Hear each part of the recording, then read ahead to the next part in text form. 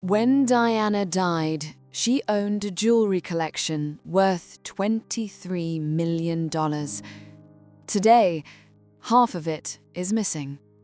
Sapphire rings, pearl necklaces, diamond earrings. Where did they go? Who took them? Before we explore the mystery of Diana's missing jewels, please consider subscribing to the Diana Stories and hitting the like button. Your support helps us investigate these important questions about Diana's legacy. Princess Diana owned one of the most spectacular jewelry collections in the world. Some pieces were gifts from the royal family, others were personal purchases. Many had been worn by previous generations of royals. Each piece told a story, carried history, and represented enormous monetary and sentimental value. When Diana died in August 1997, her will stated clearly that her jewelry should be held in trust for her sons, William and Harry. The plan was that when William and Harry each married, their wives would receive portions of Diana's collection. It was Diana's way of ensuring her memory lived on through the women her sons would love. But something went wrong. In the years following Diana's death, it became clear that significant portions of her jewelry collection had disappeared. Some pieces surfaced later on other members of the royal family. Others were never seen again. The question became urgent and controversial. What happened to Diana's jewels? The collection. To understand what went missing, we first need to understand what Diana owned. Her jewelry collection was extraordinary, accumulated over her 16 years as Princess of Wales. The collection included pieces in several categories. First, there were the major royal pieces. These included the Spencer tiara, which Diana wore on her wedding day. This tiara had been in the Spencer family for generations and technically belonged to Diana's family, not the royal family. There was also the Cambridge Lover's Knot tiara, which had belonged to Queen Mary and was loaned to Diana by the Queen. Diana wore this tiara frequently, and it became one of her signature pieces.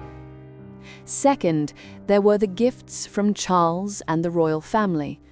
The most famous was Diana's engagement ring, a stunning sapphire surrounded by diamonds. Charles had chosen this from Gerard, the crown jeweler. There were also numerous other sapphire pieces, as Diana loved the deep blue stone. Pearl necklaces, diamond bracelets, emerald jewelry. Diana received countless pieces during her marriage. Third, there were Diana's personal purchases. As she became more independent, especially after her separation from Charles, Diana began buying jewelry that reflected her own taste. These pieces were often more modern and less traditional than the royal jewels. They represented Diana's own style and preferences. Fourth, there were gifts from foreign dignitaries and royals. During state visits and royal tours, Diana received jewelry from heads of state around the world. Some of these pieces were spectacular and culturally significant. The total value of Diana's jewelry collection at the time of her death was estimated at approximately $23 million. Some individual pieces were worth millions on their own. The collection represented not just monetary value, but also historical and sentimental significance. The will. Diana's will was straightforward regarding her jewelry. She left specific instructions that her jewelry collection should be held in trust for William and Harry. When they each married, their wives would have access to the collection. Diana wanted her daughters-in-law to wear her jewels, to keep her memory alive through these pieces. The will appointed several executors to manage Diana's estate, including her sister, Lady Sarah McCorquodale, and her former lawyer. These executors were responsible for cataloguing Diana's possessions, managing her assets, and ensuring her wishes were carried out. Shortly after Diana's death, the executors began the process of inventorying her jewelry. This should have been straightforward. Diana's jewels were kept at Kensington Palace, her primary residence. There should have been clear records of what she owned. But almost immediately, problems emerged. The inventory process revealed that numerous pieces were unaccounted for. Some jewelry Diana had been photographed wearing was nowhere to be found. Other pieces that should have been in her collection, according to palace records, were missing. The missing pieces. Identifying exactly what went missing is challenging because complete records of Diana's jewelry collection were never made public. However, based on photographs, interviews, and later revelations, several categories of missing items emerged. Some of the Spencer family pieces disappeared. While the Spencer tiara was returned to Diana's family after her death, other Spencer pieces that Diana had inherited seemed to vanish. These pieces had sentimental value as they connected Diana to her family heritage. Numerous gifts from Charles and the royal family couldn't be located. Pearl necklaces Diana had worn regularly were missing. Diamond pieces she'd been photographed wearing at events had disappeared. Sapphire jewelry sets were incomplete, with some pieces present but others gone. Personal purchases Diana had made were also unaccounted for. Modern pieces she'd bought in the 1990s, reflecting her evolving taste, weren't in the Kensington Palace inventory. These pieces were particularly significant because they represented Diana's independence and personal style. Some gifts from foreign dignitaries had vanished. These pieces were diplomatically sensitive because they represented relationships between Britain and other nations. Their disappearance raised questions about protocol and respect. The total value of the missing jewelry has never been officially calculated, but estimates suggest it could be half or more of Diana's original collection. Millions of dollars worth of jewelry had simply disappeared in the chaos following Diana's death. Paul Burrell and the scandal. The mystery of the missing jewels became a major scandal in 2001 when Paul Burrell, Diana's former butler, was arrested and charged with theft. Police alleged that Burrell had stolen hundreds of items from Diana's estate, including jewelry, after her death. Burrell had been Diana's most trusted servant during her final years. He was her butler, her confidant, and someone she relied on for emotional support. Diana had called him "my rock." After her death, Burrell claimed he was protecting Diana's belongings and her memory. The prosecution argued that Burrell had systematically stolen items from Kensington Palace after Diana's death. They claimed he took jewelry, clothing, photographs, and personal items, storing them at his home. The case went to trial in 2002 and became a media sensation. Burrell's defense was that Diana had told him to take items for safekeeping.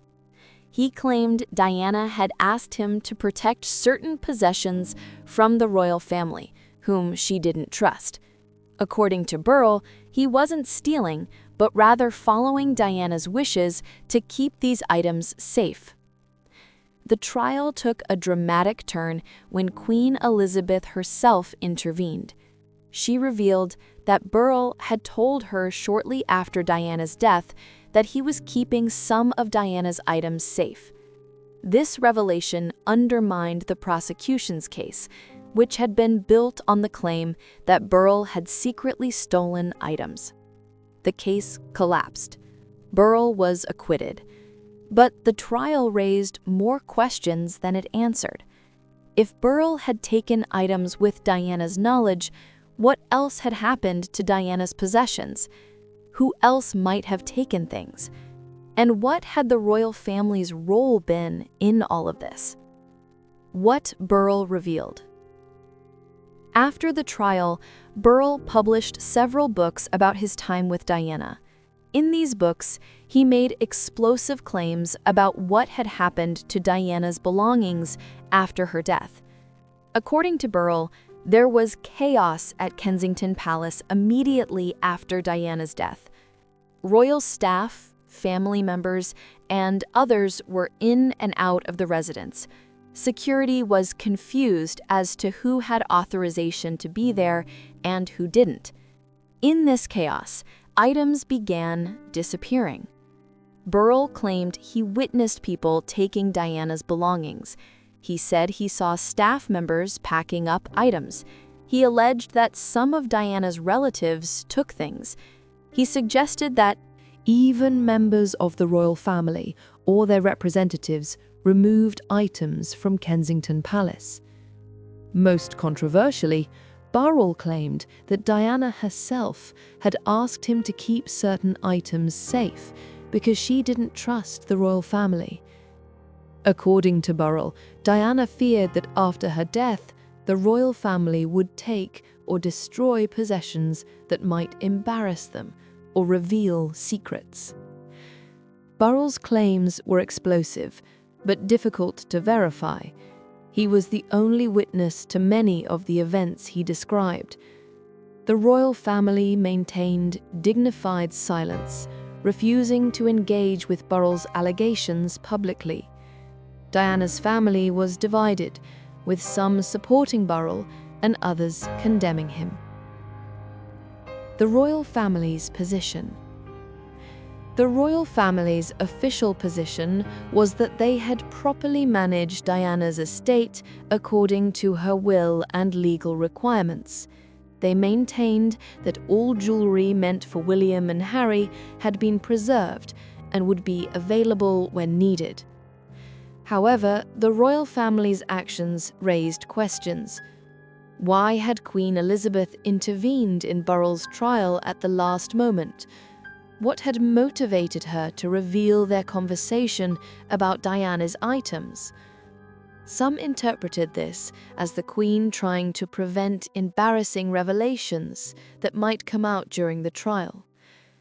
Additionally, some of Diana's jewelry began appearing on other royal family members after her death. Camilla Parker Bowles was photographed wearing jewelry that resembled pieces Diana had owned. Kate Middleton, after marrying William, received some of Diana's jewelry, but not others that people expected to see. The Cambridge Lover's Knot tiara, which Diana had worn frequently, was eventually given to Kate. This made sense, as it was technically on loan from the Queen. But other pieces that should have been Diana's to pass to her sons seemed to have returned to the general royal collection instead. What William and Harry received. When William proposed to Kate Middleton in 2010, he gave her Diana's famous sapphire and diamond engagement ring. This was deeply moving and showed that at least this piece had been preserved so Diana's sons, as she wished.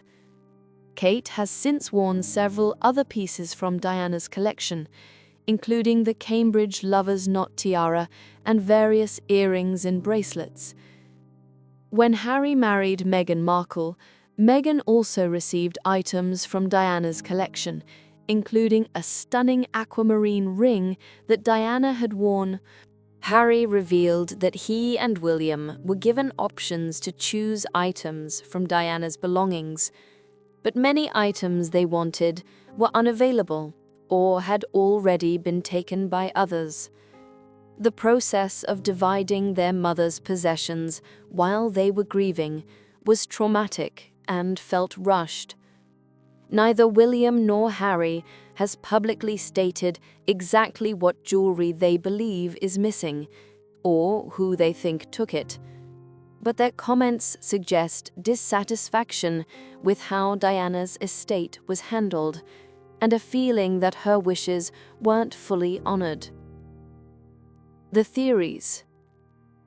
Several theories have emerged about what happened to Diana's missing jewelry.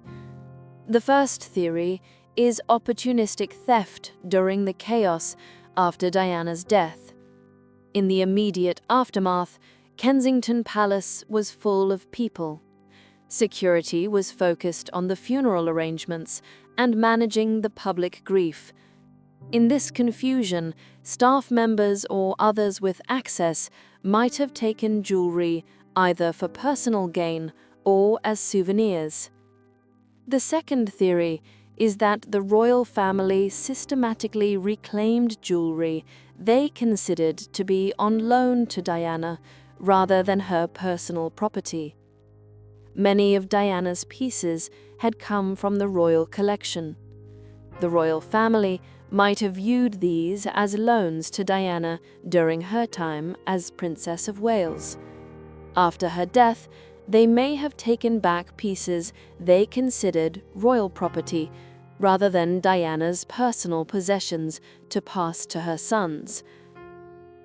The third theory is that Diana herself gave away or hid jewelry before her death.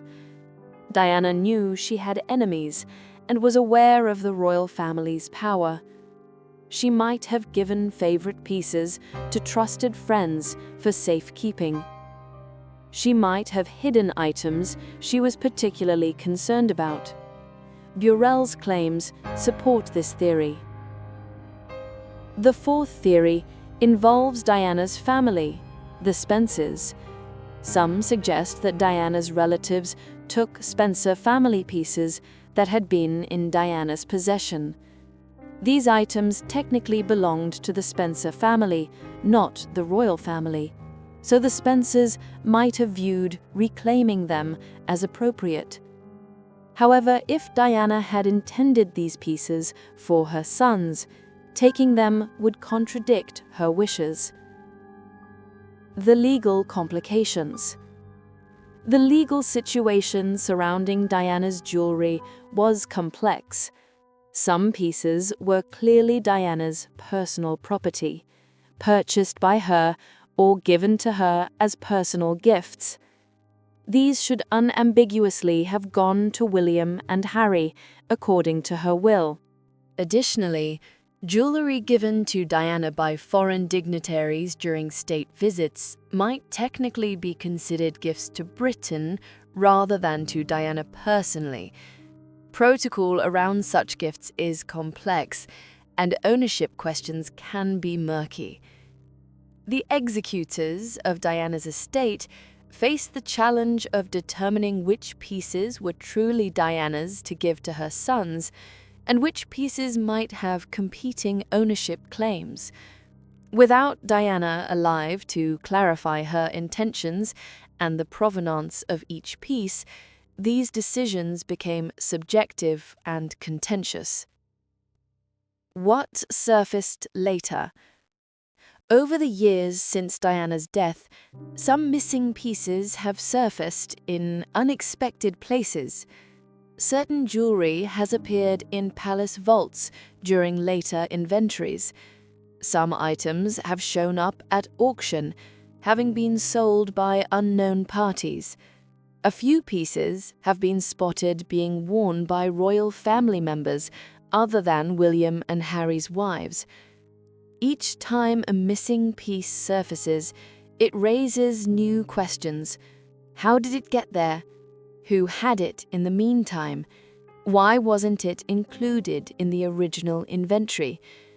These appearances suggest that Diana's jewelry was widely distributed after her death, far beyond what her will intended. Interestingly, Some pieces have never resurfaced at all. Jewelry that Diana was frequently photographed wearing in the 1990s has never been seen again. These pieces seem to have vanished completely, raising the most troubling questions about theft or intentional hiding. The emotional impact. Beyond the monetary value, the missing jewelry represents a deeper loss for William and Harry. These pieces were their mother's. She wore them, loved them, and intended them for their sons' future families. Each missing item is a piece of their mother's memory that they can't access. Kate and Meghan wearing Diana's jewelry has been deeply meaningful for William and Harry. It allows Diana's memory to live on, makes her present at important family moments, and connects a new generation to her. Every missing piece represents a lost opportunity for this connection. Diana's jewelry was also meant to be her legacy to her daughters-in-law, women she would never meet, but whom she hoped her sons would love. The missing pieces aren't just lost valuables, they're lost connections between Diana and her sons' families. Conclusion. The mystery of Diana's missing jewels likely doesn't have a single simple answer. Probably multiple things happened. Some pieces may have been legitimately reclaimed by the royal family or the Spencer family. Others may have been stolen during the chaos after Diana's death. Some might have been given away by Diana herself to people she trusted. A few pieces might have been intentionally hidden or destroyed for reasons we'll never fully understand. What's clear is that Diana's wishes, as expressed in her will, weren't fully honored. She wanted her jewelry collection preserved for her sons and their future wives. That didn't happen. Happen completely. Whether through theft, legal complications, or deliberate decisions by powerful people, a significant portion of Diana's jewelry disappeared. The missing jewels represent more than lost money. They represent lost memories, lost connections, and a legacy that was diminished. Each missing piece is a small betrayal of Diana's trust and her hopes for how she would be remembered by her family. Perhaps someday more information will emerge. Someone who knows what happened might decide to speak. Hidden pieces might resurface.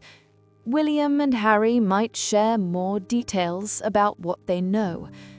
Until then, the mystery of Diana's missing jewels remains one of the most intriguing, unanswered questions about what happened in the aftermath of her death.